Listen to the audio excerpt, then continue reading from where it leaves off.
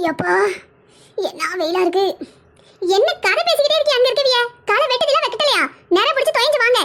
புள்ள தப்பா விட்டாதீங்க, பார்த்து வெட்டுங்க. ஏக்கா செம்பருத்தி கோய் கொஞ்சம் களை வெட்டுக்கா, கொஞ்சம் குனி. நிமிர்ந்து நின்னா களை தன்னால மேல பியாந்துக்கிட்டு வருமா? நீ தான் குனிஞ்சு குனிஞ்சு வெட்டணும். நேரம் என்ன ஆகுது? இன்னும் கொஞ்ச நேரத்துல 3 மணி ஆக போது. எனக்கு கிளம்புதோன்றியே. முந்தியாவது காட்டுக்கு நடந்து வந்தியே, இப்போ உங்களை டிராக்டர்ல வச்சு கூட்ட வேண்டியிருக்கு. இடையில ஒரு காப்பி கொடுக்க வேண்டியிருக்கு. திரும்ப அந்த டிராக்டரை கொண்டு போய் விட வேண்டியிருக்கு. என்ன வரத்து வாரிய இருக்கிற நேரத்துல களைய வெட்டுங்க.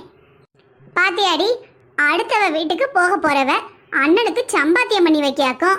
நீயா இருந்து எல்லாத்தையும் ஆள போற. எவ்வளோ ஒருத்தி உங்க அன்னிக்காரி வந்து ராஜ்யம் பண்ண போறா. இதுக்கு நீ எதுக்கு மாஞ்சு மாஞ்சு வேலை பார்க்கணும்? எங்களையும் உசுர வாங்கணும். அதென்ன அப்படி சொல்லிட்ட? இவ சம்பாத்தியம் பண்ணி வச்சாதானே அண்ணன் தங்க நகையில செஞ்சு போடுவான்.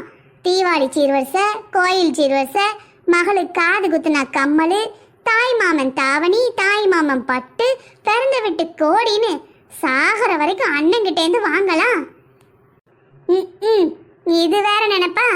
ராஜி ஆளறதுக்கு வரப்போற அன்னிக்காரி இதெல்லாம் செய்ய விட்டுட்டு ஈன்னு ரசிச்சுக்கிட்டு இருப்பாளாக்கும். செய்யுங்க, இன்னும் செய்யுங்கன்னு புருஷன்ட்ட சொல்லுவாளாங்க. போப்போ நல்ல கூத்து. ஒரு துரும்ப கூட கொடுக்க மாட்டா. கப்பு சுப்புன்னு அவளத்தையும் பிடிச்சி வீட்டுக்குள்ள போட்டு பூட்டி போட்டுருவா. நீ வேற அன்னிக்காரி வந்துதான் தடுக்கணுமாக்கும். இங்க அண்ணன் பாசத்துல பொங்கி பொங்கி வழிதானாக்கும். அடப்போடி, யாரடி நீ? அண்ணனே அடி வயிறு எரிஞ்சு போய் கிடக்கான். ஏன் எதுக்கு? இந்த தங்கச்சி பொட்ட நாயி பிறந்த அன்னைக்கு ஏன் ஜகலன்னு தவிச்சு போய் கிடக்கான். நகை நட்டு சீரு ஜனத்தின்னு தட்டி பறிக்க இந்த பொட்டச்சி இருக்காளே, நம்மளுக்கும் பங்குக்கு கிடக்காளே.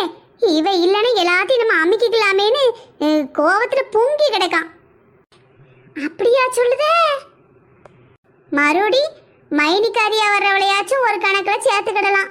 இந்த அண்ணன்மாருங்க இருக்காங்களே, படுபாவி பசங்க, தாந்தின்னி நாய்ங்க. தான் மட்டும்தான் வாழணும். கூட பிறந்தவ எக்கேடு கெட்டு போனா என்னன்னு